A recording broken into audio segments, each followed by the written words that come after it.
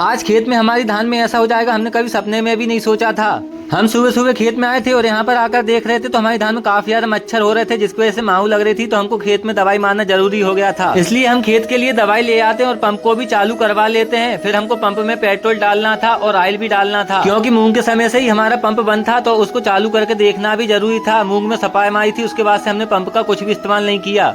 पर उससे पहले पंप में ऑयल और पेट्रोल डालना जरूरी था। तो भाई ऑयल और पेट्रोल डालने लग जाते और हमारी दवाई रखी थी, इसको खेत में भी ले जाना था। इसी बीच हमने जो नई गैया लाए थे, मम्मी उसको बाड़े में ले जाती है बांधने के लिए, क्योंकि वहाँ पर बहुत ज्यादा चारा हो रहा था। तो गैया को वहीं पर बांधकर हम चराने लगते हैं। इसके बाद बिना देर करे मैं दवाई का पंप लेकर निकल लेता हूँ खेत के लिए। और खेत में काफी ज्यादा चारा हो रहा था मेंढ पे। खेत में मैं जैसे ही थोड़ी आगे पहुँचता हूँ, वहाँ पर देखता हूँ एक पाइप में से पानी निकल रहा था। इसका बासर खराब हो गया था, जिसकी वजह से पानी लीक हो रहा था। पाइप के ऊपर पैर रख के खड़े होते हैं तो पानी तो बंद हो जाता है, लेकिन जैसे पैर हटाते हैं फिर से तेज तेज पानी निकलने लगता है। फिर हम बिना देर करे ड्रम में दवाई के लिए पानी भरने लगते हैं और ड्रम में ही घोल बनाने लगते हैं दवाई का। धीरे धीरे करके हम पूरी दवाई को इसी ड्रम में खाली करने लगते हैं। फिर डब्बे से पानी भरने लगते हैं। कुछ देर बाद हमारी ड्रम भरा जाती है और हम इसमें अच्छी तरीके से दवाई को मिलाने लग जाते हैं। कुछ देर बाद दवाई अच्छी तरीके से मिक्स हो जाती है। अब बारी आ गई थी पंप को भरने की, तो हम पंप को भरने लगते हैं कुप्पे से।